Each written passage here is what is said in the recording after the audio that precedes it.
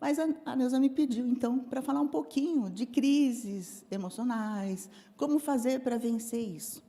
E aí, eu trouxe assim, uma coisa bem simples, o bate-papo.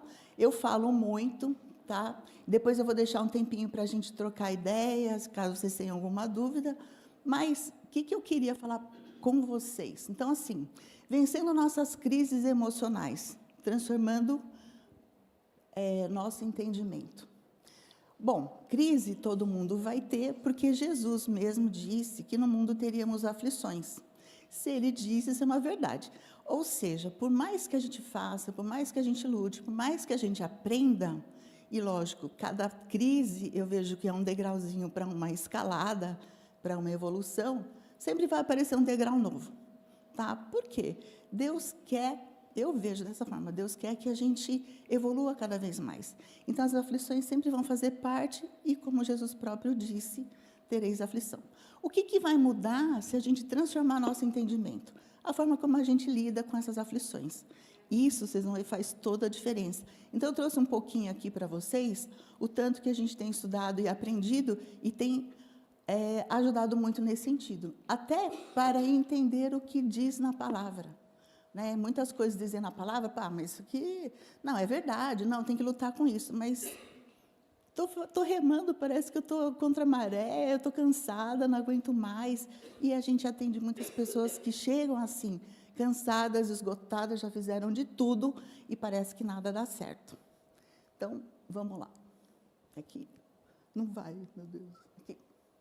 Então, eu trouxe assim, vou começar contextualizando para vocês, na palavra, o que eu vou usar para a gente seguir o nosso entendimento aqui, tá bom? Então, Romanos 12, 2, que é o que eu coloquei no título, não vos conformeis com esse mundo, mas transformai-vos pela renovação do vosso entendimento, para que experimenteis qual seja a boa, agradável e perfeita vontade de Deus. Tá? Aí, eu usei um outro versículo aqui, que é o Romanos 7, 19, o bem que quero não faço, mas o mal que não quero, este faço. Quem nunca passou por isso? A gente sabe, estuda, revê várias coisas, volta um pouco para a infância, fala, não, agora eu tenho filhos, eu não vou repetir os erros que meu pai, minha mãe cometeu comigo. E a hora que a gente vê, está fazendo a mesma coisa. Ou, de repente, a gente estuda e fala, não, eu tenho um projeto, eu sei que se eu fizer isso, vai dar certo, eu vou crescer, eu vou expandir, vou melhorar, mas não vai. Não vai, aparecem outras coisas. O que é que faz com que a gente não consiga fazer as coisas que a gente se propõe a fazer? Ou que a gente faça coisas que a gente sabe que não é mais para fazer? E que acaba ferindo e machucando quem está do nosso lado, principalmente as pessoas que a gente mais ama. Bom, aí eu vou colocar aqui para vocês, contextualizando, porque eu sou médica, tá? A gente trabalha muito com saúde mental e, basicamente, o cérebro é um órgão que existe no corpo. Da mesma forma que a gente tem um coração, tem um pulmão, tem um rim, a gente tem um cérebro. E esse cérebro, ele trabalha com neurotransmissores e a gente tem uma unidade dentro do cérebro, que é o neurônio. Acho que todo mundo já ouviu falar do neurônio, tá? Que é uma célula do sistema nervoso. Essa célula, ela trabalha... Espera um pouquinho, aqui. Isso aqui é um neurônio visto mais de pertinho. O que ele tem ali? Como que o neurônio faz essa comunicação? Como que ele mexe com as emoções? Através de neurotransmissores. Só que isso aqui é muito específico. Por que eu trouxe isso para vocês? Para vocês saberem que é um órgão que funciona e ele é suscetível à variação desses neurotransmissores. Então, tem a ver com hormônio, tem uma série de coisas que vão interferir. Alguns medicamentos também podem auxiliar nesse sentido, e aí vai dar uma equilibrada no humor. Agora, se entra uma pessoa aqui, e você vê ela andando de muleta, ou de repente numa cadeira de roda, sem uma perna, ou você vê alguém sem um braço, ou você vê a pessoa que não enxerga, é uma coisa relativamente fácil de ver. A gente percebe isso no outro, o outro não precisa falar nada. Mas tem algumas situações, uma pessoa com depressão, a gente não vê, porque o cérebro não mostra nada. Né?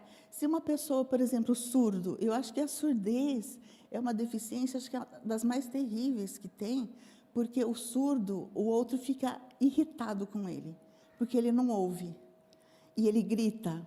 e o outro tem que gritar para falar com ele, e ele continua não ouvindo. Então, traz aí uma solidão muito grande e a pessoa acaba não conseguindo mais se comunicar. Muitas pessoas em depressão vão funcionar como se fossem surdas, porque ela está com uma dor que ela não entende, e as pessoas chegam para ela e falam, mas olha, você tem uma família fantástica, você tem um trabalho, ela sabe tudo isso. Mas alguma química no cérebro dela não permite que ela mude o humor. Né? Então, muitas vezes, só falar, olha, para com isso.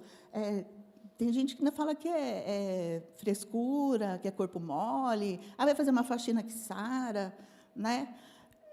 Olha, alguns casos pode até ser alguma coisa, uma tristeza. Eu vou levantar. Às vezes a gente acorda meio triste, fala, não, eu vou tomar um banho, vou no cabeleireiro, vou fazer uma maquiagem, melhora o humor. Isso pode acontecer, mas isso não é uma depressão.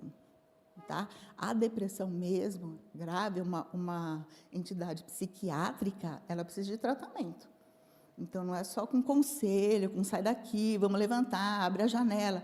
Muitas vezes, abrir a janela, jogar o sol na cara, olha que dia lindo. Ela sabe que está um dia lindo, racionalmente, mas ela não sente.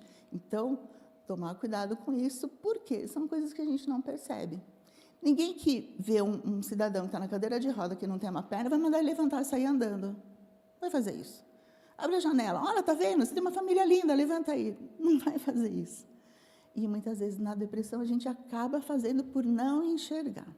Então, ter esse conhecimento, eu penso que pode ajudar muito. O que você tem que fazer, então, se a pessoa está lá triste, chateada? Falou, olha, talvez você precise procurar um médico, mas me avisa se você quiser, estou aqui com você. Entender essa dor, esse sofrimento, porque a pessoa tem que querer ir mesmo. Né? Porque Jesus perguntava o que você quer, ele não fazia nada, porque isso seria uma invasão. Mas a pessoa, chega um momento, ela vai perceber, fala, poxa, eu acho que eu preciso mesmo de ajuda. E é o momento que você pode estar ali do lado, e ela sabendo que tem alguém do lado, ela vai ficar mais confortável até para solicitar essa ajuda. Outra coisa que eu trouxe várias coisas para vocês, da parte médica, para vocês entenderem um pouco o porquê que a gente não consegue algumas coisas, do ponto de vista emocional. Vocês sabiam que existe uma inteligência hormonal? E a mulher é muito suscetível, basicamente a mulher, tá? Existe uma inteligência hormonal, porque a mulher cicla. O homem não cicla. O homem começou a produzir hormônio, a testosterona, ele fica constante. Então, o humor no homem é um pouco mais constante. A mulher, ela oscila todo mês. Né? Então, olha só que interessante. A mulher está lá no primeiro dia do ciclo dela, dia 1. Aí ela está lá na TPM, algumas têm, outras não, mas ela vai indo para uma fase até no período fértil dela. Tá? O que quer dizer isso? Olha como a natureza é sábia. Esse período fértil é como se a mulher estivesse disponível a procriar. Então, o humor dela é mais resistente, vamos colocar assim, ela não é tão sensível, ela é mais brincalhona, ela está mais disponível para sair, ela é mais alegre, ela está mais disposta, vamos colocar assim.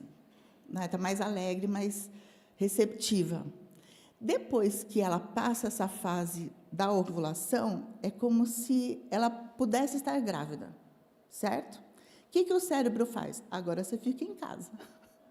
Agora você não sai mais. Aí a mulher fica mais caseira, mais introspectiva, ela fica emocionalmente mais sensível. Isso acontece em todas as mulheres, algumas mais, outras menos. Tá? Por que existe TPM? Você sabe o que é TPM, né? Aquela fase pré-menstrual, onde a mulher pode passar por uma tensão. Isso também oscila por conta dessa oscilação de hormônios. Por quê? O neurônio tem receptor desses hormônios. Por isso, na menopausa, a mulher também muda o humor dela.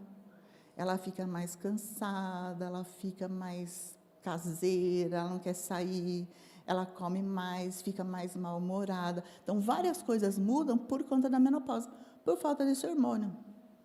Entendeu? Que interfere no neurônio. E aí, o que eu faço? Depende, né?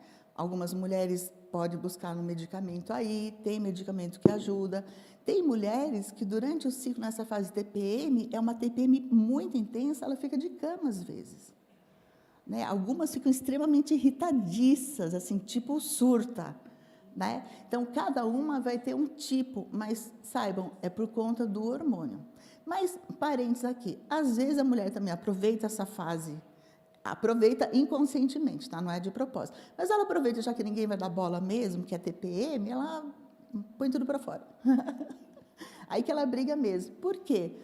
E é uma coisa que acontece, às vezes a mulher, naquele momento que ela está mais sensível na TPM, ela quer comentar alguma coisa com o companheiro dela. Só que ela está emocionalmente instável, ela está mais chorando, aí o cidadão não dá bola. Está TPM.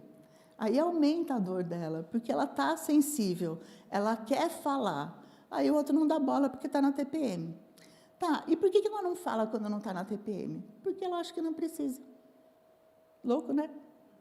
Mas é importante saber disso para a gente poder entender. Exatamente. E aí o que acontece? O homem já não entende, então ele ignora. A TPM ele deixa para lá. Mas a mulher, sabendo disso, ela já pode avisar ele. Falar, olha, me deixa quieta. Não pergunta. Não pergunta, me deixa. Estou fechada para balanço, 3 dias já passa. Então, é o momento dele entender essa fase dela e não provocar, né? Não provocar, não é que eles provoquem, mas aquela, eu só quero um abraço. Outra coisa, a mulher também precisa aprender a pedir, né? Às vezes ela está carente, ela precisa de um abraço, fica lá quieta esperando, ele não vai com medo de levar uma mordida. E ela só quer um abraço. Então, se você quer um abraço, aprenda a pedir. Ou chegue e abrace. Porque o outro não vai te empurrar, ele vai retribuir. Mas é importante tomar uma atitude aí. Bom, aí tem outra questão também que a gente não controla muito. É saber que isso existe. Porque a tendência do ser humano é achar que todo mundo é igual. Então, eu faço uma coisa, eu penso assim, eu imagino que todo mundo vai pensar como eu. Então, tá lá, uma pessoa está precisando de ajuda, eu vou lá e ajudo. A outra está precisando de ajuda, eu vou lá e ajudo. Muitas vezes eu faço isso imaginando que quando eu precisar, vão fazer isso por mim também. Só que não, tá? Cada um faz e o outro pode ou não fazer. Às vezes a gente faz demais para o outro e não perguntou se o outro queria. E aí o outro vai ficar bravo, porque você interferiu no livre-arbítrio dele, você se intrometeu, e aí pode não ser tão agradável essa situação. Né? Então, é importante saber um pouquinho dessas personalidades, mas também tomar cuidado com as nossas próprias atitudes, porque isso pode gerar conflito. De novo, Jesus perguntava, o que você quer? Ele não saía fazendo por mais conhecimento que tivesse e por mais sabedoria. Ele sabia exatamente o que cada um precisava. Ainda assim, ele perguntava. Respeito e outras. Fazer sem o outro pedir é complicado. Né? Eu não queria isso. Né? Então, assim, para formar personalidade, a gente tem o temperamento e o caráter. Temperamento nasce com a gente. Somos assim. Então, basicamente, tem 2 tipos de temperamento. Tem um temperamento que é a pessoa mais agitada e tem aquela pessoa que é mais tranquila. A pessoa que é mais agitada, isso é genético, tá? Nasce com a pessoa. Ela naturalmente é agitada. Então, tem criança que nasce ligada no 220. É dela. E tem criança que é mais tranquila. Aí, sofre influência no caráter da educação que recebe. Imagina uma criança que é tranquila e os pais têm horário para isso, horário para aquilo, vamos correr, vamos. A criança vai aprender a ser agitada, mas a natureza dela é ser tranquila. E tem o contrário, aquela criança que é mais agitada, mais ativa e ela é obrigada a ficar sentada no sofá porque tem que ficar ali e não pode sair, toda hora está de castigo. Então, é complicado nesse sentido. Então, quando a pessoa chega com um padrão de personalidade, a gente sabe que isso tem muito a ver com a forma como ela foi educada. Tá? Então, as pessoas reagem de algumas formas Muitas vezes não porque querem, mas porque aprenderam assim. A família é assim. Vou dar um exemplo bobo. Imagina uma família que todo mundo fala alto, bastante expansivo, mexe o braço, não sei o quê. E aí uma outra família que é mais quieta, fala mais baixo, tudo é silencioso, 8 horas da noite está todo mundo dormindo, né? Aí um de um lar e o outro do outro resolve se relacionar. Esse que fala alto, aquele outro que fala baixo, parece que não quer falar nada. Fala para fora. Já ouviram isso? Ou aquela pessoa que é mais quieta vai se relacionar com a outra que é mais expansiva, parece que está agredindo. E outro dia eu estava na Liberdade, tem bastante chinês ali, né? O chinês, ele fala alto. E eu não entendo a língua, mas eu estava vendo dois conversando, parecia, de costas, parecia que eles estavam brigando. A hora que eu virei, eles estavam só conversando. Mas o tom, a entonação de voz e a altura, né? O tom, estava muito alto. Parecia mesmo que eles estavam brigando, já vão sair no tapa aí. Mas não, estavam só trocando ideia, conversando. Né? E tem algumas pessoas que falam baixinho e a outra não ouve e se sente ofendida. E o contrário. Né? Mas isso tem a ver com a educação de cada ambiente. A pessoa, e eu sempre falo, a criança, ela vem de um ambiente onde aquilo para ela é comum. Independente de ser bom ou ruim, aquilo é o que ela conhece. Ela não tem juízo crítico, isso é bom, isso é ruim, ela está aprendendo. Mas aquilo que ela conhece é o que ela aprende a conviver, é o que ela espera. Isso é comum. Depois de um tempo, esse comum, para ela, é o normal. Então, muitas pessoas encaram algumas situações como normais, mas eu falo, gente, que absurdo, como ela pode achar normal isso? É porque para ela aquilo é comum. Entenda, se não desperta um mecanismo de defesa emocional, ok. Não quer dizer que ela goste, não quer dizer que ela ache legal, mas ela está acostumada com isso. Então, imagina assim, uma menina que tem um pai que ele bebe, alcoolizado, e ele fica agressivo quando bebe. Então, ela sabe que ele, voltando do trabalho, passa no bar, chega em casa alcoolizado. Chega em casa, grita com todo mundo e, se bobear, bate nas crianças. Bate na mãe também. Esse é o ambiente que ela está crescendo. Quando chega no final da tarde, próximo do horário do pai chegar, ela começa a ficar com medo, porque pode sobrar para todo mundo, que o pai vai chegar alcoolizado. Ela está nessa expectativa. Se o pai não chegar alcoolizado, ela ficou esse tempo esperando. Concordam? É como se ele tivesse chegado. Ela ficou esperando. Ele não chegou, ok, beleza, passou. Mas a expectativa é o que gera as emoções, é o que depois vão ter gatilhos prejudicando. Então, tem pessoas que passaram por uma situação assim, quando está chegando no final da tarde, começa a dar uma ansiedade. Um nervoso, ela não sabe por quê. E aí, quando a gente começa a conversar em terapia, etc., ela lembra que é o horário que o pai ia chegar. Né?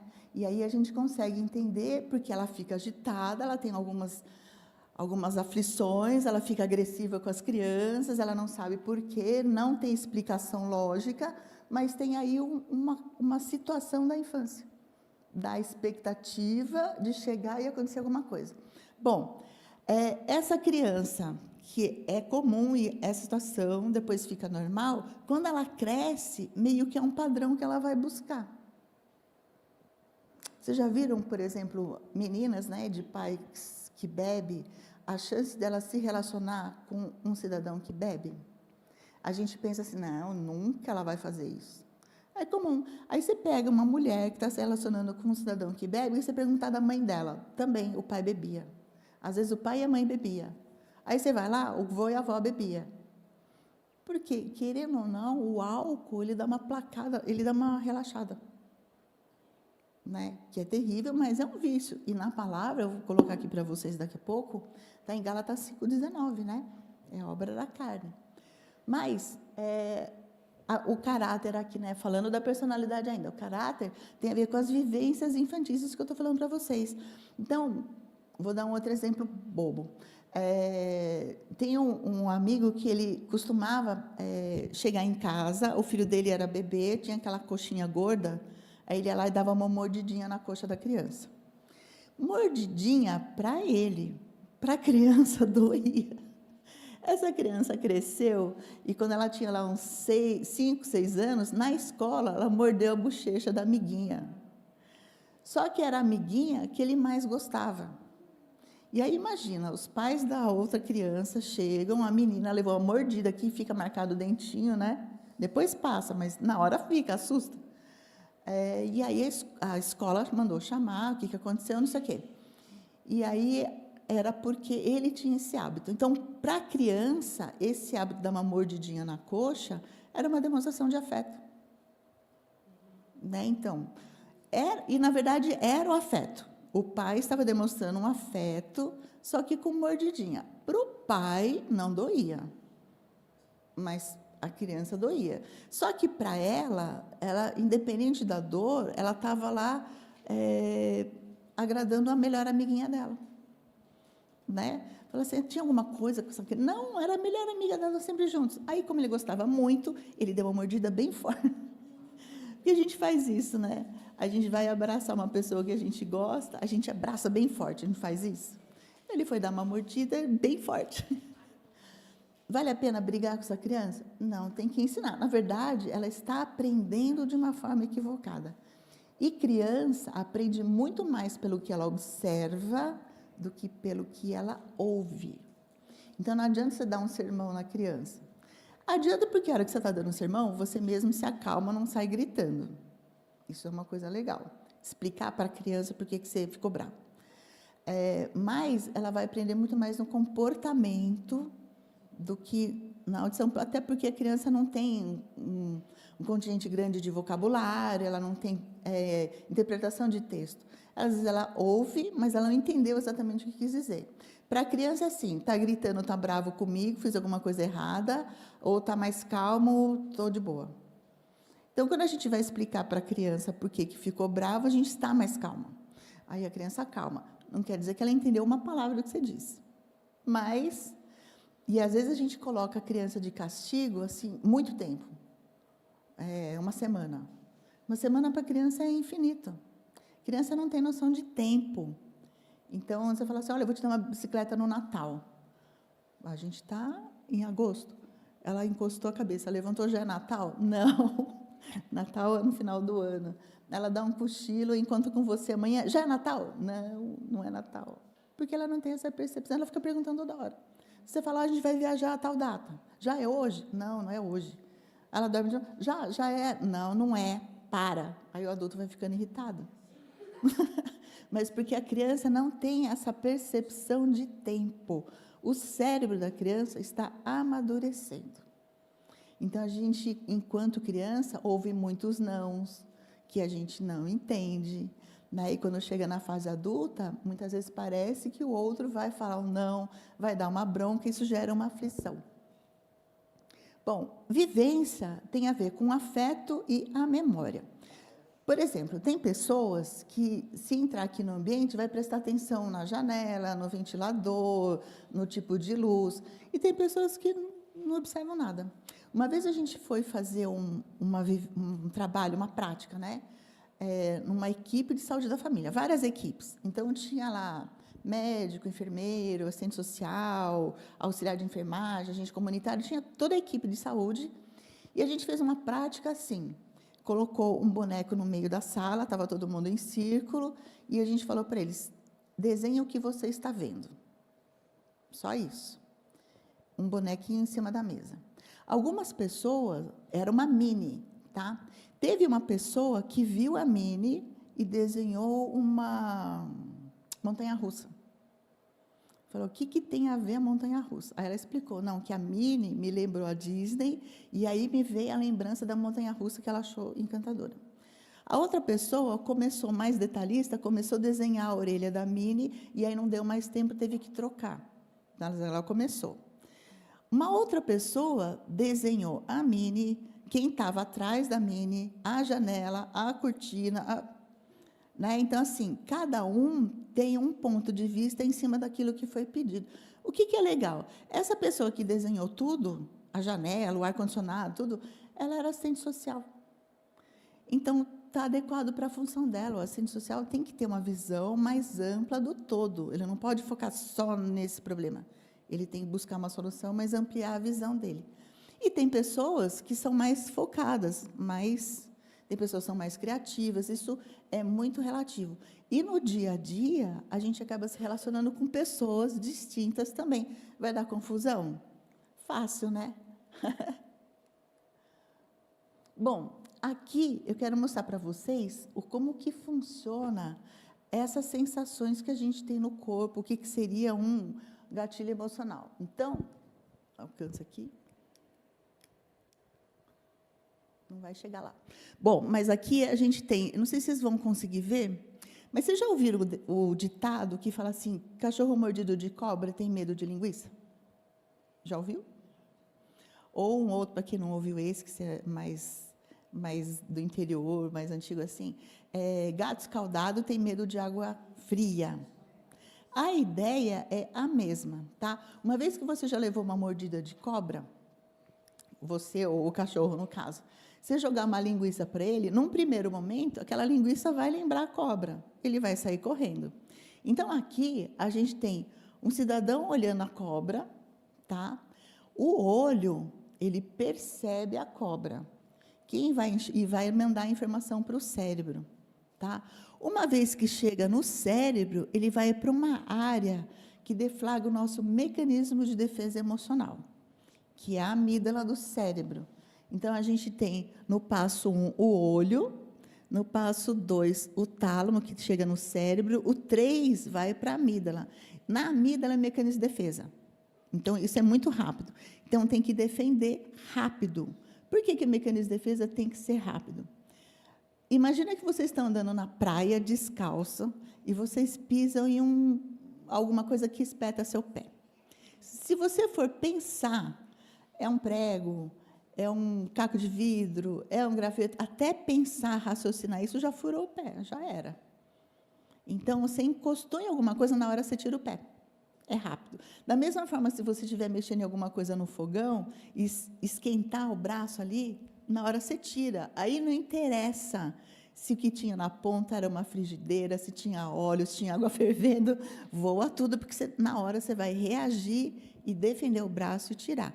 Isso é impulso, não passa pela consciência.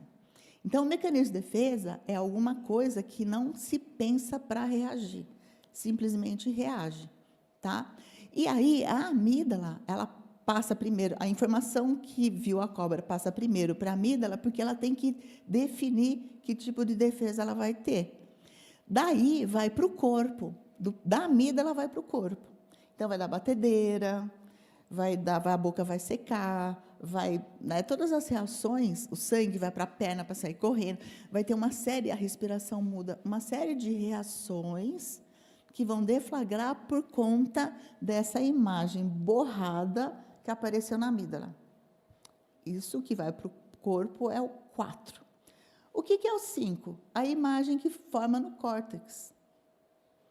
O que eu quero dizer com isso? A imagem real do que foi vista aparece depois da sensação física. Então, a gente reage, muitas vezes, com coisas que não estão acontecendo. Vocês já perceberam isso? Não? Que às vezes a gente tem algumas reações que são desproporcionais ao que está acontecendo, né? Mas é muito por conta desse fenômeno aqui. Fala, poxa, mas e aí? Algumas pessoas falam assim, olha, você tem que contar até 10. Conta até 10, né, antes de você explodir, para esta informação formar no córtex e você ter condições de raciocinar em cima do que está acontecendo. Só que se o mecanismo de defesa é impulso, você não controla. Por exemplo, você está lá vendo um bolo de chocolate. Pessoas falam assim, me deu vontade de comer o bolo. Aí, vontade de comer o bolo? Não é vontade, é impulso. Se você tem vontade, você come um pedaço. Matou vontade, ok. Se você comeu o bolo inteiro, foi um impulso, porque o que você queria não era o bolo, era alguma coisa que esse bolo estava representando. Entendeu? Não era só o bolo. E aí, o que acontece? Quando a gente tem esses impulsos, E aí fala, não, eu tive vontade disso. A gente troca a palavra, a gente teria que falar impulso, porque a vontade está baixa. Vontade na psiquiatria é uma função do cérebro superior. Só animais superiores têm vontade. Macaco, cachorro não têm vontade, eles têm impulsos, eles fazem as coisas. O ser humano consegue raciocinar e usar da vontade para fazer ou evitar situações. Por isso é importante, eu não tenho vontade de comer tudo que vem na minha frente. Não, eu tenho impulso, a vontade está baixa. Onde que tem o conhecimento? O conhecimento vai entrar para reforçar a nossa vontade. Entende? Quando a vontade está alta, eu não faço bobagem. Mas eu tenho que saber aumentar essa vontade. Como é que a gente faz isso? Primeiro, sabendo que existe impulso, né? Porque muitas vezes a gente acha que é vontade e começa a se sentir mal. Ai, que péssima pessoa que eu sou, porque toda hora eu tenho vontade de fazer isso. Eu não tenho vontade. Você está agindo de uma forma inconsciente, com o cérebro instintivo, animal. Por quê? Você não está pensando para fazer as coisas. É animal que não pensa. Bom, e falando de mecanismo de defesa, a gente tem 3 tipos de mecanismo de defesa para proteger as emoções. A gente pode lutar, a gente pode fugir ou a gente pode congelar. Isso é comum para o reino animal. Os animais também têm esse mesmo mecanismo de defesa. Tá? Então, se você pegar uma cadela, acabou de ter filhote, a cadela é sua, ela te ama de paixão, mas se você mexer na cria dela, logo que nasce, você pode levar uma mordida, porque ela está lá por instinto defendendo a cria dela. Ou você pega lá o seu cachorrinho, na hora que ele está comendo, se ele estava com muita fome, você chegar a mexer no potinho dele, você pode levar uma dentada, porque ele vai te morder. Não é para você mexer, ele está saciando o instinto. Naquele momento, ele é animal. E aí, o que acontece? Quando a gente tem algumas situações emocionais, então, imagina como eu estava dando aquele exemplo, né? A menina, ela a vida toda esperou o pai chegar, imaginando que ia levar uma bronca, que a mãe ia apanhar, sei lá, um terror muito grande. Chega no final do dia, se de repente o companheiro dela foi num happy hour, ele chegou cheirando álcool em casa, todo o mecanismo de defesa dela, nesse momento inconsciente, pode agir. E ela vai ter o mesmo pânico que ela tinha em relação ao pai, em relação ao companheiro. Né? Por quê? A situação vira um gatilho. Às vezes ela fica só aflita no final do dia, mas às vezes ela não tolera o álcool, porque o álcool é um gatilho para o neurônio de memória trazer recordações lá de trás. Aí ela pode ficar agressiva, ela vai para a luta, ela pode fugir da situação, não querer mais saber do cidadão, ou ela pode paralisar. O paralisar, quando a gente fala em branco, é a pessoa não saber o que fazer, ela dá branco, ela fica parada. Né? E as coisas acontecem porque ela paralisou. Então, tem mulheres que são vítimas de estupro, isso é muito interessante. Porque, e é interessante, a mulher foi estuprada, dali a pouco foi estuprada, falei, gente, como que isso é possível? Né? Tem algumas que nunca foram, mas algumas que são, e são de novo, e são outra vez. Gente, é porque a reação dela de defesa é paralisar. Ela paralisa, ela fica sem reação, ela não grita, ela não sai correndo, ela não briga, ela paralisa. E o outro aproveita, né? Então, é complicado isso, mas trabalhar e entender esses mecanismos de defesa também é importante.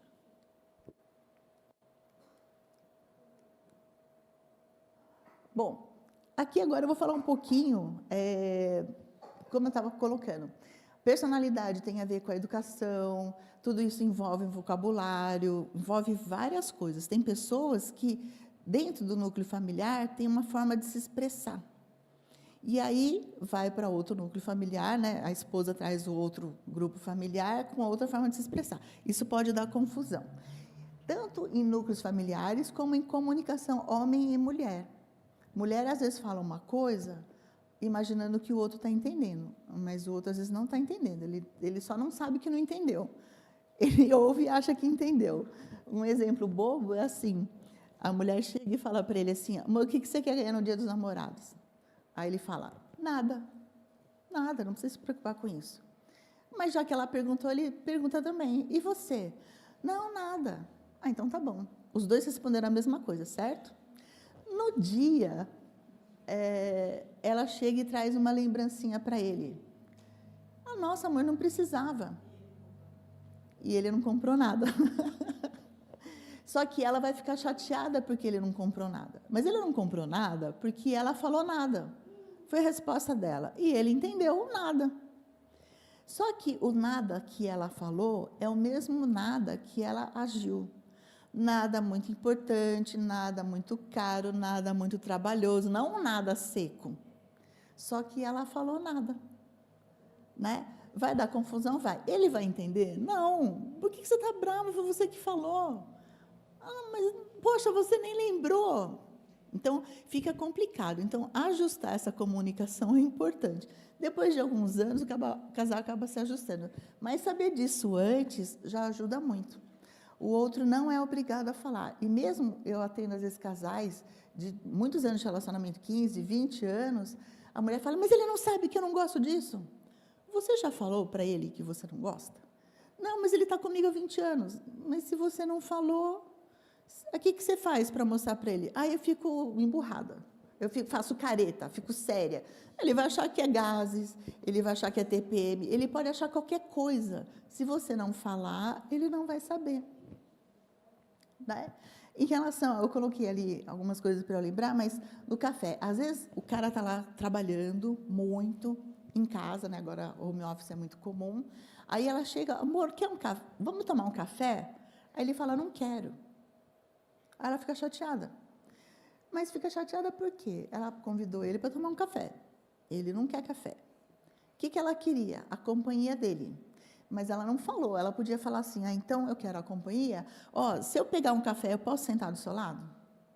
Eu posso trazer um café para nós aqui? Ou eu quero um café, eu posso tomar do seu lado? Ou, vamos comigo, me faça companhia, eu quero a sua companhia no meu café? Não, mas ela não fala, por quê? Não entende. Isso que eu quero que vocês percebam, a mulher não percebe isso. E aí, esse outro exemplo que eu trouxe aqui é bem ilustrativo, nesse sentido de flores de surpresa.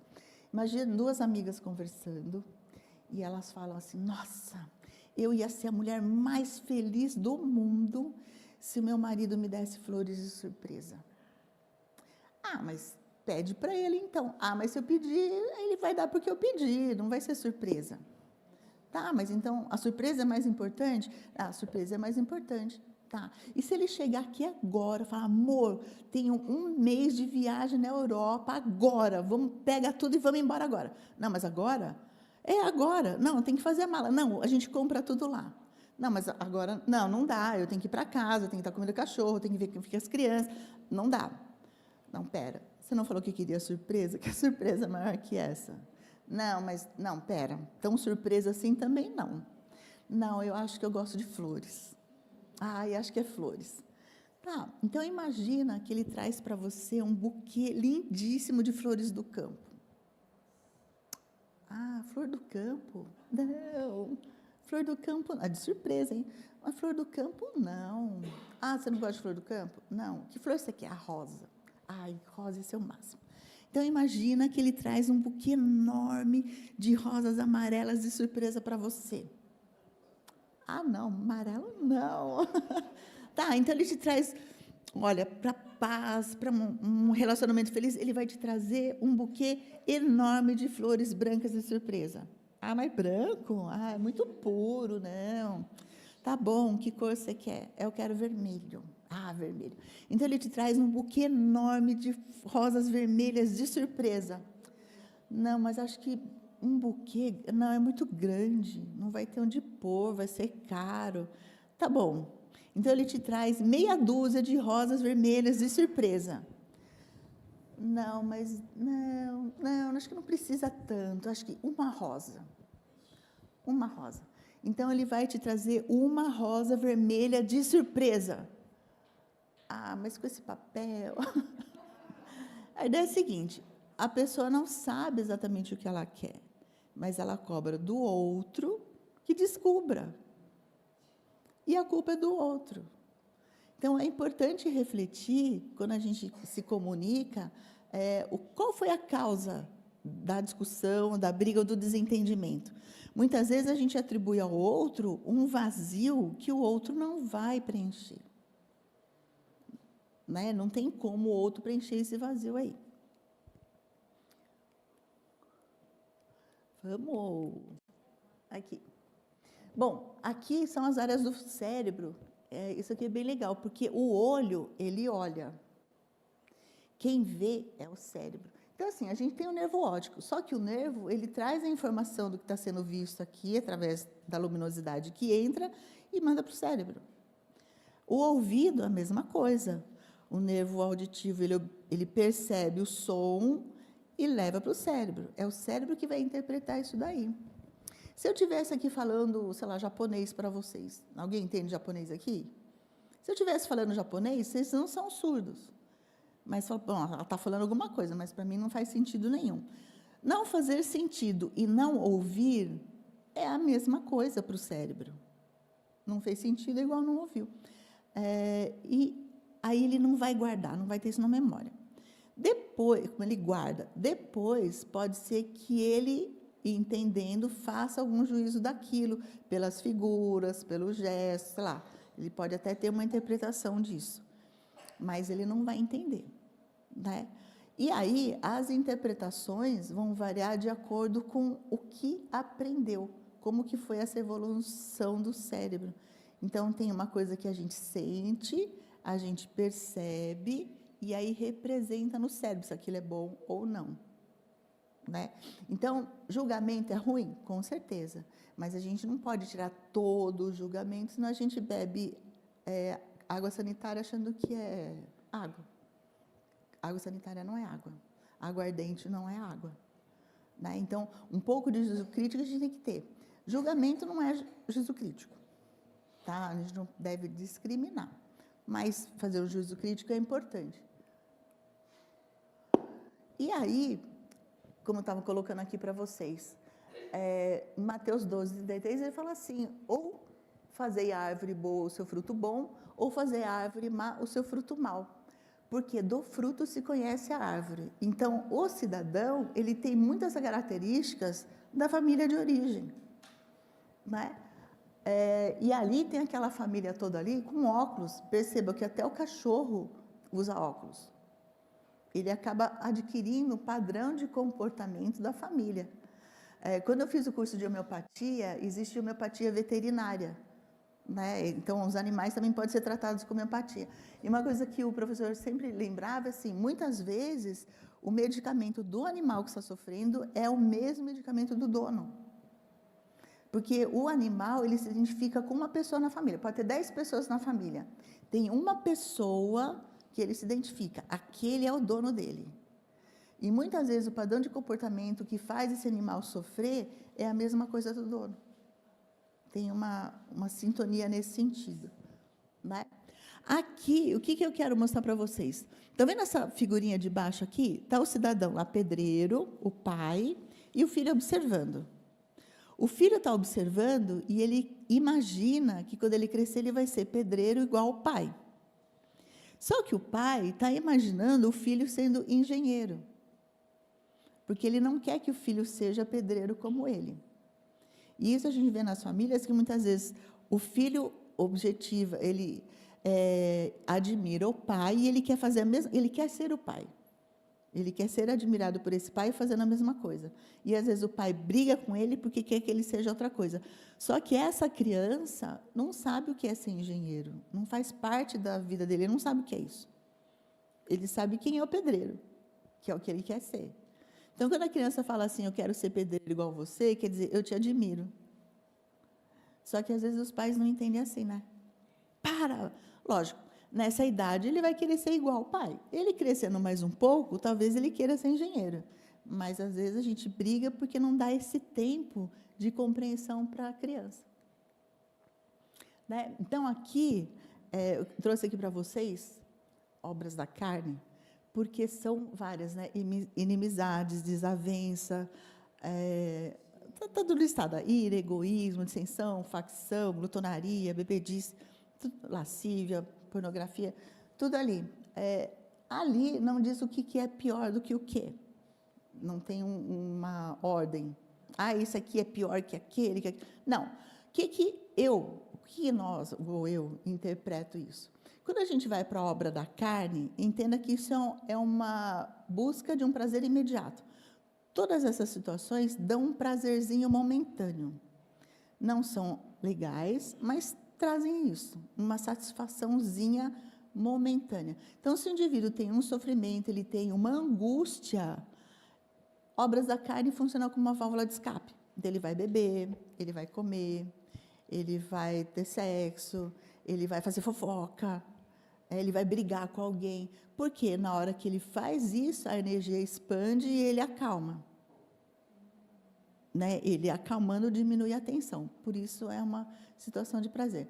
Mas a gente entendendo as situações que pegam, o que incomoda, fazendo uma autoanálise, olhando para dentro, falando, briguei com tal pessoa, o que aquela pessoa me incomodou? E aí vocês vão perceber que a gente se incomoda com poucas coisas. E por serem poucas coisas, a gente não traz à tona, porque parece que não vale a pena. Então, a gente vai colocando embaixo do tapete.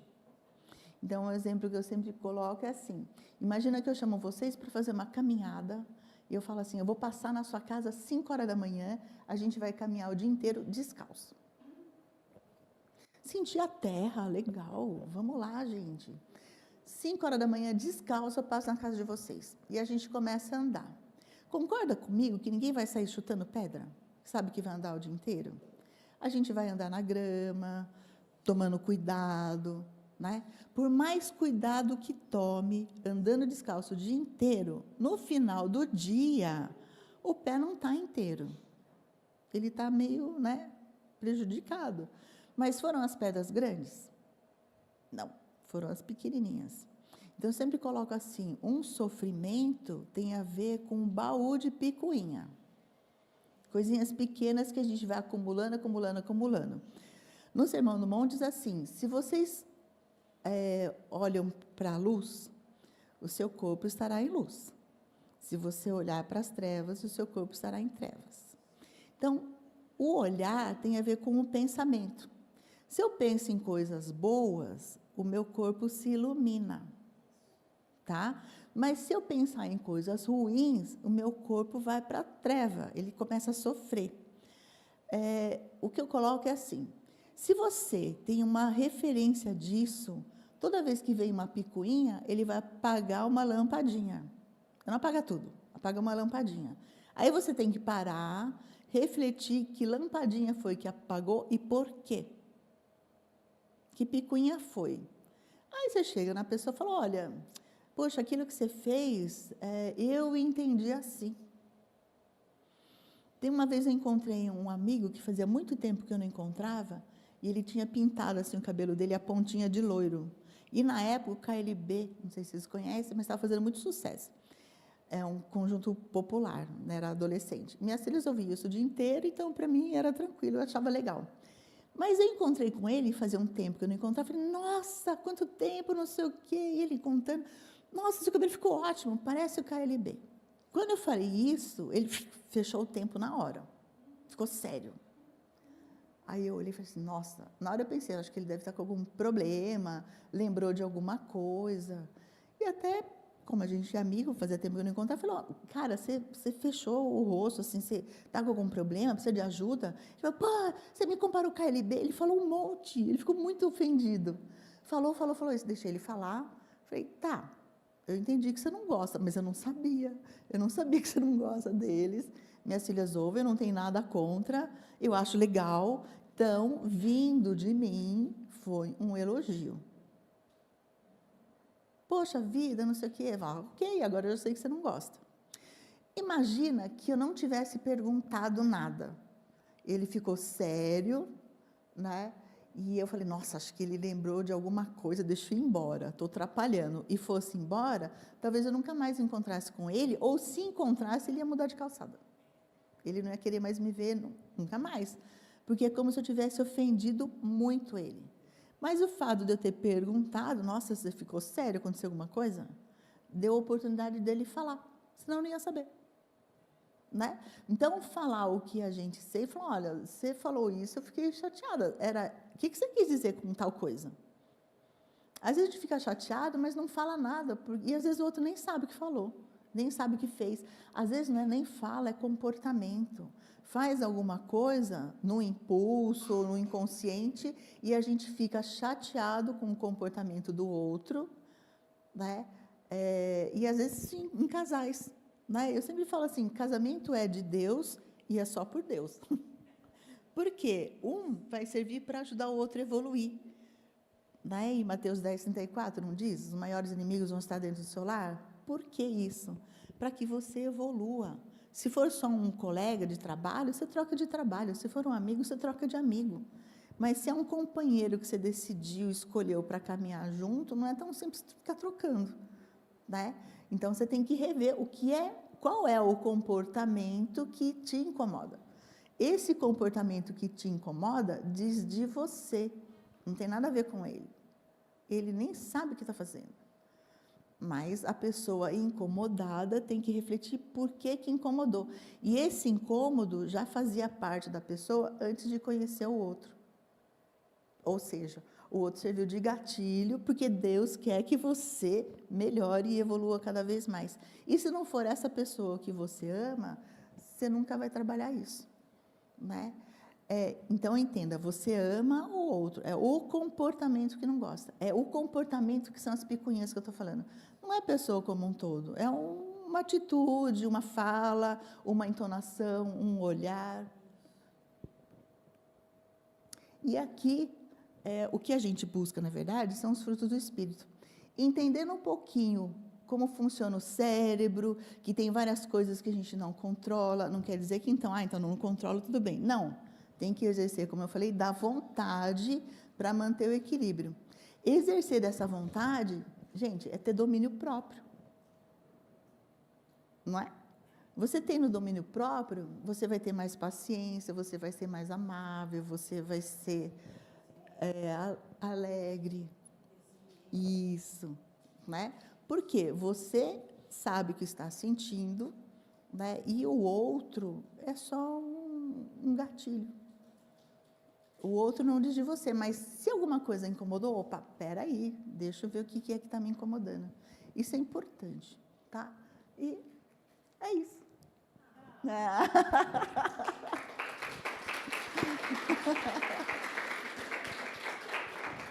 Falei rápido. Deixei agora um tempo para a gente trocar ideia mesmo. Tá bom? Eu nem trouxe muita coisa, porque já é bastante informação.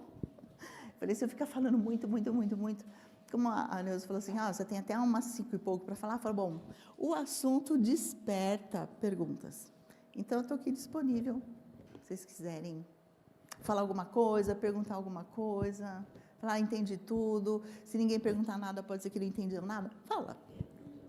Por exemplo, a doutora falou aquela hora que a criança, né, tem um temperamento, Sim. então ela já nasce assim, né? Sim. Por exemplo, eu tenho um netinho que mesmo que o pessoal fale alto em casa, ele é um menino diferente, ele fala baixinho, que eu preciso ficar bem perto para, às vezes, ouvi-lo, porque ele é muito comedido, ele é pequeno, tem 9 anos.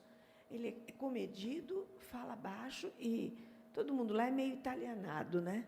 Então, fala meio assim. E ele não, ele está sempre numa postura, ele é muito espiritual também, e ele é diferente. Então, eu fico pensando, como é que ele consegue, né? Porque ele é diferente. É legal que permitem que ele seja diferente, né? É uma graça. Porque às vezes a família quer que ele seja diferente. E aí a criança entra em sofrimento porque esperam dele outro comportamento que não é. Mas ninguém cobra. Então. Ninguém cobra, é dele, ele é assim. Sim. Então, quando a doutora falou que cobram, esse menino não é assim. O Lucas é completamente um menino espiritual. No aniversário dele, ele falou para a mãe, a lembrancinha que você vai dar vai ser Bíblia para todo mundo. Eu não quero sacolinha com presente. Aí a mãe comprou as Bíblias e deu para toda a molecada da escola. Mas ele é um menino É um menino Que legal. maravilhoso. Então, quando a doutora falou isso, eu falei, o Lucas é Hoje diferente. tem umas crianças que a gente vê na internet que é, assim, impressionante. Mas quando é Peralta também, viu? Ah, Aí sim, ele tem de também tudo.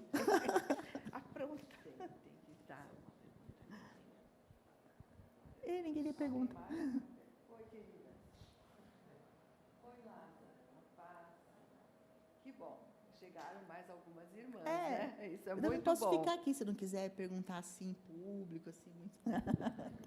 Então, quando você falou, doutora Midori, daqueles 3 ação, fuga ou luta fuga e congelamento. e o congelamento. Sim. Me explica um pouquinho mais desse congelamento, porque isso vai se arrastando. Se a criança era assim, como você falou, que a memória fica retida, né? Na fase adulta, né?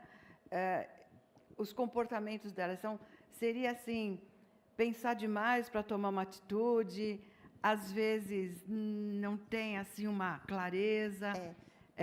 Às vezes, independente na hora, daquele exemplo que você deu, né? Sim, Não, às não vezes isso, mas na a hora, atitude. às vezes na hora não consegue reagir. Aham. É o que você falou, demora para pensar. Ela precisa de mais tempo. Precisa de pra mais elaborar. tempo, isso, sair daquela situação para poder pensar. Uhum. Entendeu? Entendi. Mas o congelamento, você fala assim, mas congelar, a pessoa para, por que isso é defesa? Então, olha só, no reino animal, cobra, que é um predador natural, a cobra enxerga muito mal, mas ela percebe movimento. Então, a cobra tem um sensor de movimento na língua, então ela fica pondo a língua para fora para perceber movimento no ambiente. Então, se o animal finge que morreu, ele para, a cobra não enxerga ele, não percebe. Então, paralisar é uma forma de defesa, tá? No reino animal. Mas, para o ser humano, às vezes é melhor parar do que aquela coisa do irai, mas não pequeis. Então, às vezes, o parar não é tão ruim, dependendo do momento. Só que é uma situação de defesa. O que é que foi visto como ameaça que provocou essa situação? E a pessoa, quando paralisa, em geral, é o mecanismo de defesa dela. Ela paralisa, ela fica... A vida, às vezes, para porque ela não consegue tomar atitude. Que demora para pensar, às vezes passa o tempo, ela não respondeu na hora. Entendeu? Qualquer situação de confronto, ela para. Porque também já traz isso... De trás, desde a infância. Desde a né? infância. Realmente. Só um momentinho. Senão não sai na gravação. Oi. Então, referente a isso, são 3 possibilidades. E aí eu gostaria de saber se a mesma pessoa poderia ter as 3 possibilidades. Claro. De Claro, resposta. claro. Em alguma situação... Por exemplo, um cachorrinho... você tem cachorro ou não? Tenho. Tá. É seu? É meu. Tá. Então, imagina assim, o seu cachorro aprontou uma, você vai lá dar uma bronca nele. Em geral, o dono dá bronca, o cachorro abaixa a cabeça, ele pode até para o cantinho castiga, ele fica quieto. Ele entende a bronca e se recolhe. Se eu chegar no seu cachorro e der a mesma bronca, ele vai ter outra reação. Ele pode avançar em cima de mim. Né? O ser humano faz a mesma coisa, porque depende de quem é que vem o estímulo. Então, dependendo de quem vem, ele pode ter uma atitude mais agressiva, ele pode fugir, ele pode variar dependendo da situação. A situação é que comanda. Isso. É a situação e o outro, né? O inimigo, vamos colocar assim.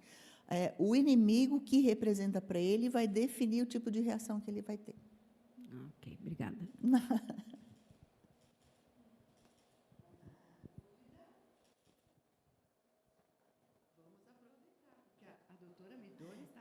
Às vezes eu fico pensando, assim, às vezes a pessoa fica constrangida de estar com o microfone ou estar gravando. Eu seguro, se for o caso. Boa tarde, tudo Boa bem? Boa tarde, tudo. Nesse ponto de travar aí, que vem muito à minha memória, a questão da procrastinação, né? Por que o ser humano, né, em muitas questões da vida, ela procrastina muito? E a segunda pergunta é por que isso é mais incidente em homens do que em mulheres? Mais incidente em homens? Eu não sei dizer se isso é mais incidente em homens. Procrastina mais, quer dizer assim, que o homem procrastina mais que a mulher. Então, é isso que eu estou querendo dizer. Eu não sei se isso é real, se de verdade ele procrastina mais, porque isso é uma queixa bastante comum hoje. As pessoas colocam um monte de metas, muitas não querem aquela meta. Então, por exemplo, eu já atendi no consultório, uma mulher ela fala assim, qual que é a queixa? A procrastinação. Me dá um exemplo. Eu não consigo ler tal livro. Ela não conseguia ler aquele livro. Aí, mas conversando, por que você quer ler esse livro? Você gosta de ler? Não, não gosto. Você não gosta de ler? Não. Por que você quer ler esse livro? Porque me falaram que se eu ler esse livro, tal coisa vai melhorar. Aí, então, ela colocou no ler, mas você não gosta de ler, então não vai melhorar. Né? Então, ela parou no procrastinar o livro, porque o problema dela, na verdade, é outro. Muitas vezes, a gente coloca uma meta e vão aparecendo outras. Vamos colocar assim, vão aparecendo outras situações para não lidar com essa que me traz uma angústia muito grande.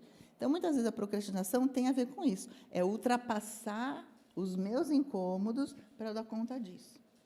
Muitas vezes, a pessoa fazendo isso, ela sabe que vai crescer muito.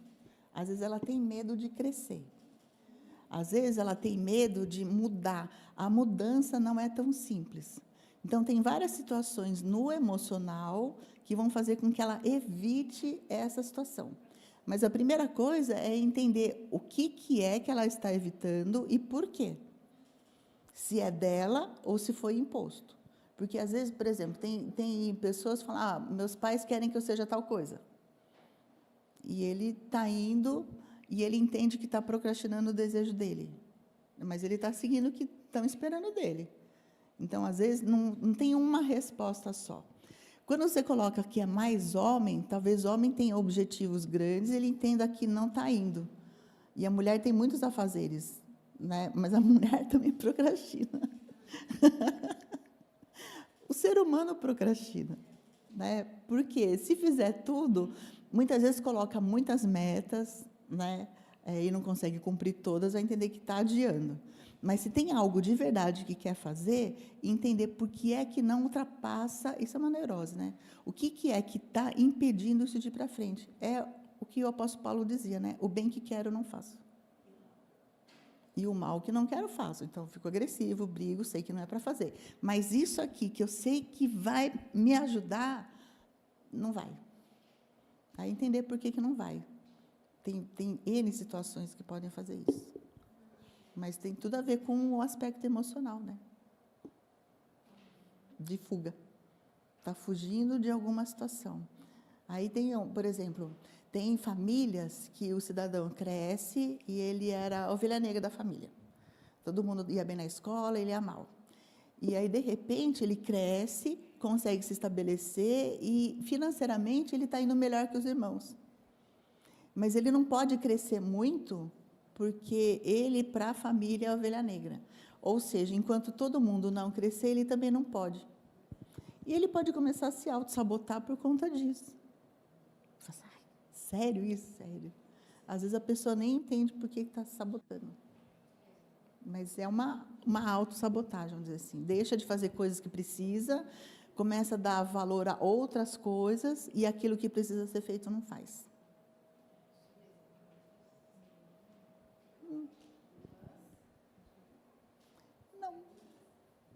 Não. Vocês gostaram bastante da apresentação, tiraram suas dúvidas, aprendemos, não é? Gente, a Kaori vai dar um recado. Deixa ela terminar. Não, tudo bem.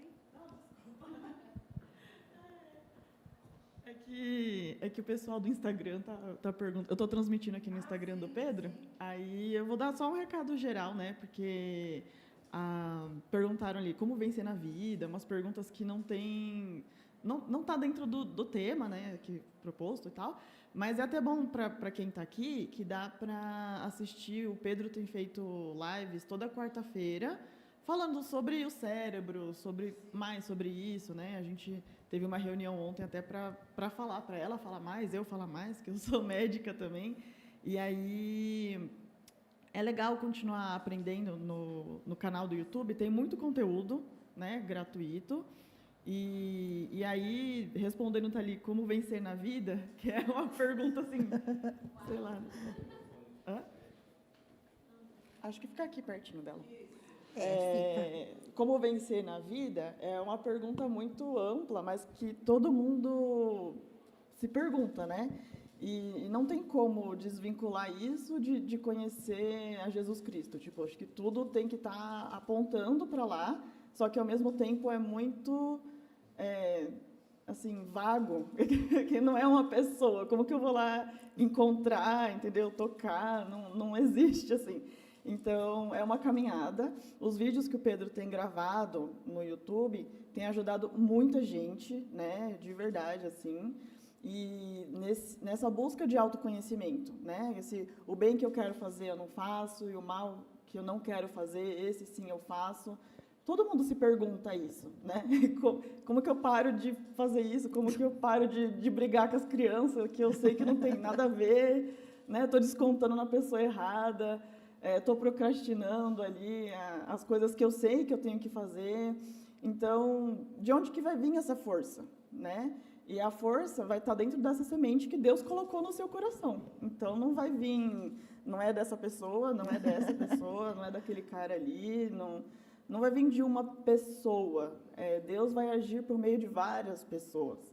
Mas você, individualmente, precisa querer buscar, né, em primeiro lugar, buscar se conhecer, que nem ela colocou ali, muitas das coisas de comunicação, nem você mesmo sabe o que você está querendo. Será que isso que você está procrastinando é de verdade algo que vai fazer diferença na sua vida, na sua família, nas coisas que você dá valor de verdade? Né? Porque às vezes você está procrastinando porque não faz sentido mesmo, e tudo bem. Mas o mais importante é vocês sempre continuarem, né? E a gente tem desenvolvido ferramentas, tem para a saúde mental, enfim. Mas vocês podem consumir, né, esse material. Está muito bom, gente. Eu não estou conseguindo assistir pessoalmente toda quarta-feira, mas eu sempre assisto O vídeo. ouvindo. Tipo, fica gravado no YouTube, então eu estou acompanhando no assíncrono, né? Eu boto lá no carro e eu vou ouvindo, porque eu mesma não consigo acompanhar o nosso trabalho, que está crescendo muito. Mas Graças a Deus.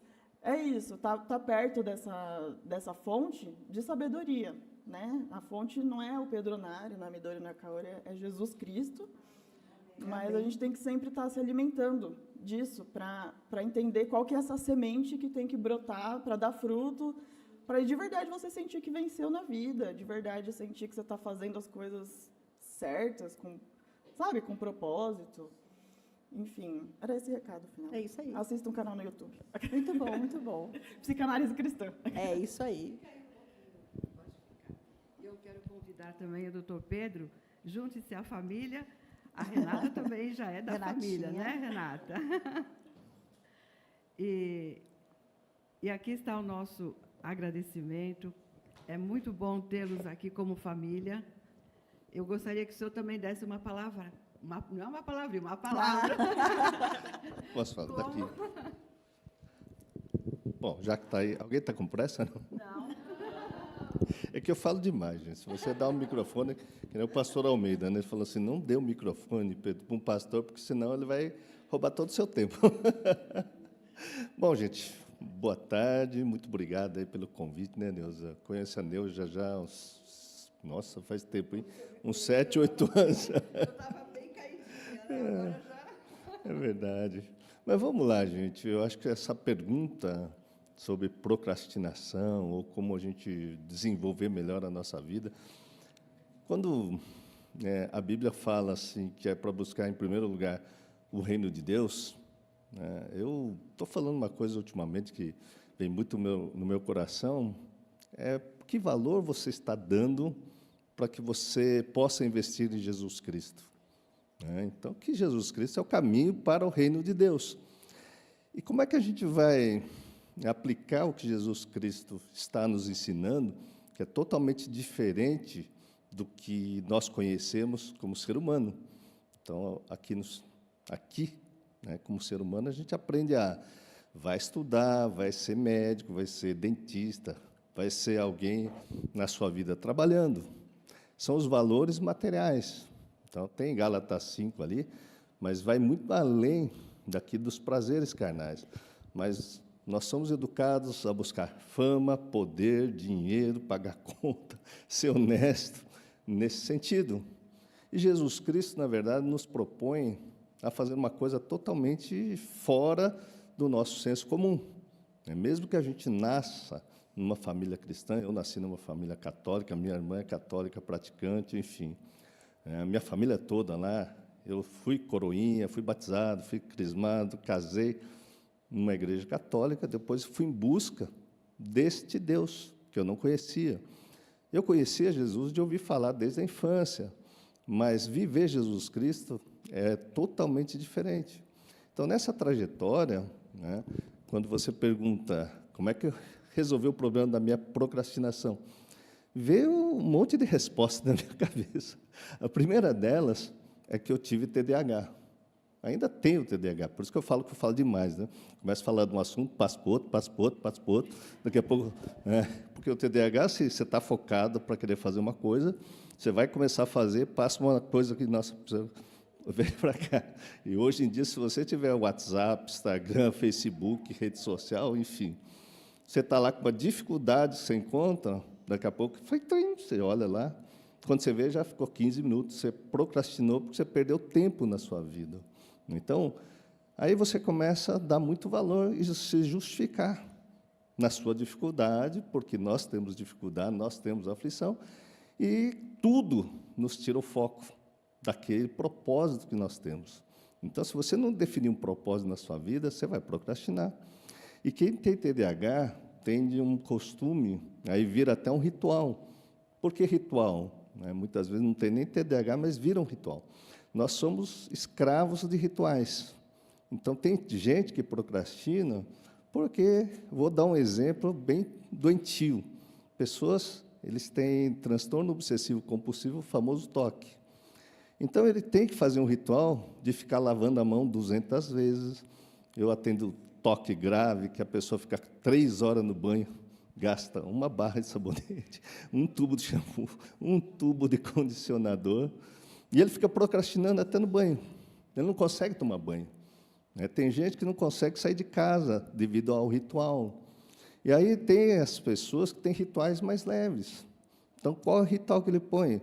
Eu tenho que acordar às 6 da manhã, fazer o meu louvor ali, orar de joelhos, ler a Bíblia, ou faz a sequência ao contrário, né? Ele toma um café, depois volta, vai orar, vai de joelho, blá, blá, blá, blá, blá, blá, blá, blá, blá. Só que tem um dia que ele acorda, o quê? Cansado, ele bate no relógio, porque não consegue acordar. Ao invés de acordar às 6 horas, acorda às 6h15. Aí ele já não consegue fazer aquela rotina dele. E por não ter feito a primeira coisa, o que ele consegue? Não consegue fazer mais nada. Ele só fica pensando naquilo que ele deixou de fazer, fica escravo no pensamento, e aí não consegue fazer mais, o dia não rende. E se ele é tão perfeccionista desse jeito, se a pessoa consegue ter uma rotina, de repente ele arranja um emprego melhor, ele vai ganhar mais, aí o que acontece? De repente ele sobe de cargo, aí vem uma enxurrada de coisa para ele fazer, que ele era bom para fazer isso. Daqui a pouco, ele vira pastor de uma igreja. Nossa, agora tem... Aí vem um monte de outras coisas e ele não dá conta. Então, ele vai querer fazer uma coisa, mas daqui a pouco ele tem uma outra prioridade aqui, outra prioridade aqui. Junta-se com uma coisa chamada perfeccionismo. Então, o que os outros vão dizer se eu não fizer isso? O que vão dizer de mim se eu não responder, por exemplo, uma ovelha, se eu virar as costas, se eu fizer... Então, vem um monte de cobrança na cabeça que vai ficando perturbador. Então, a pessoa vai sofrendo, sofrendo, sofrendo. Né? Então, não é só isso. Eu estou dizendo porque eu fui muito assim. Eu tinha várias coisas para fazer e eu procrastinava em todas. Uma das coisas que eu procrastinava é a inveja. Então, se você pegar perfeccionismo mais inveja, por exemplo, eu, para poder falar de Jesus Cristo, quase que eu tive que estudar no Betel, porque falava, senão eu não vou poder falar de Jesus Cristo. Mesmo fazendo a EBM, estudando lá com a Margarete, estudando com um monte de coisa lá, fazendo um monte de estudo bíblico. Fiquei 3 anos estudando Bíblia lá com o Dr. Jorge, que é um teólogo. Fiquei 3 anos em Poços de Caldas só para estudar a Bíblia. E, de repente, veio uma coisa, eu não posso fazer, e vai adiando. Deus está pedindo, vá para a internet, junta aqui, e vai ensinar as pessoas a pensarem melhor com tudo que você aprendeu. Então, eu comecei com a minha escola de psicanálise cristã, mas eu não me sentia apto a ler Bíblia, que é simples, pegar e ler a Bíblia, ó, gente, o negócio está escrito assim, da minha visão, eu estou vendo dessa forma, e nós precisamos renovar a mente. Aí, junta que eu fico estudando um monte de gente. Então, você vai, ainda a pandemia, veio um monte de gente para a gente estudar.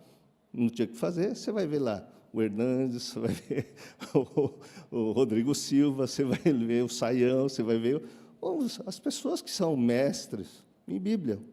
De repente, quem sou eu no filo do pão? Sou nada. De repente, eu falo, nossa, gente, eu preciso dar mais, porque eu não sei disso, eu não sei disso, eu não sei disso, eu não sei disso. E aí, Deus veio falando assim, cara, você está com inveja. Mas como inveja? Porque eu estou pedindo para você fazer isso e você não vai fazer. E fica procrastinando, passa um ano. Não foi 1 ano, 2 anos, foram anos procrastinando. Por quê? Porque Jesus nos ensina a amar a Deus sobre todas as coisas, a amar ao próximo como a si mesmo, ou como eu vos amei. Mas vamos lá, eu tinha TDAH, tinha dificuldade de aprendizagem, tinha dificuldade de estudo. Aí vem a inveja. Olha, você é burro, você não aprende. Olha, você, está vendo que os outros é melhor que você? Aprendi a ser invejoso. Então, acreditava que tudo que eu via lá fora é melhor do que eu. E como é que eu vou fazer uma coisa se eu não me amo? Se eu não acredito que aquilo que eu aprendi, apliquei na minha vida, funcionou para mim, porque eu tenho que decorar toda a Bíblia, porque eu tenho que estudar isso, eu tenho que estudar isso. Eu tenho que fazer uma resenha, tenho que ler C.S. Lewis, tenho que ler um monte de coisa. E, de repente, Jesus está falando só o quê? Ir de pregar o Evangelho, esse amor do reino de Deus. É uma coisa simples. É simples, mas nesse mundo, eu vi que eu era um cara muito invejoso, vocês não têm ideia. E aí tem um ditado popular, a inveja mata. Eu era um cara morto, por quê? Para a gente ver a vida, a gente tem que começar a amar aquilo que a gente se propõe a fazer. Então, se você se propor a fazer alguma coisa, o que você tem que fazer? Você tem que olhar para aquilo e falar, cara, eu vou que vou. Que é o que está acontecendo aqui. Eu sei, não sei, mas eu vou fazer. Então, eu vou preparar um tema. Gente, está faltando coisa. O que eu descobri que é isso que está faltando na minha vida? Eu achava que tudo na minha vida era eu que tinha que fazer. Se eu vou ser um cirurgião, eu tenho que treinar. Foi o que eu fiz. Desde o primeiro ano da faculdade, treinando, cortar, treinando, costurar as pessoas, até que fui ser cirurgião. E aí o que acontece? Você vai treinando, fica inseguro, vou continuar fazendo, não vou fazer. Nossa, e se acontecer alguma coisa? Então você fica treinando. Só que eu percebi que, por mais que você treine, não existe uma coisa tão perfeita. Porque perfeito é só Jesus Cristo. E nesse campo de conhecimento, o que eu percebi?